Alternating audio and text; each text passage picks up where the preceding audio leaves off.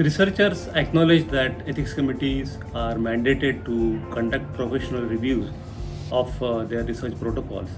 Hence, both researchers as well as ethics committee members need to have a good understanding of ways to protect human participants in health research.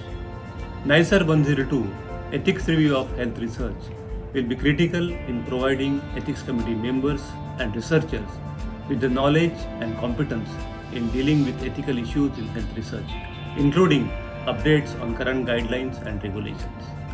I welcome you all to the NIE ICMR WHO online course on Ethics Review of Health Research. The course development has been guided by a committee which has been set up of national experts, and the faculty for this course consists of health professionals who are from the government sector and the non-government sector, who are public health professionals and ethicists. I'm sure this particular course will be very enjoyable. The continued training and certification of ethics committees members is critical to uphold the ethical standards of clinical research.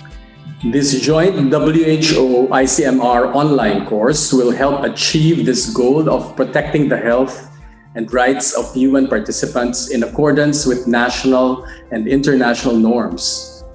I am confident that this e-learning course for ethics committees in India will further strengthen and promote the ethical conduct of human research in India. Now this is an online course and is an excellent course for training of national ethics committees of India, and it is going to be an educational feast for all the people who are part of the ethics committees, whether it be the public at large, whether it be lawmakers, whether it be researchers, pharma industry, and all stakeholders. And I welcome you to this course.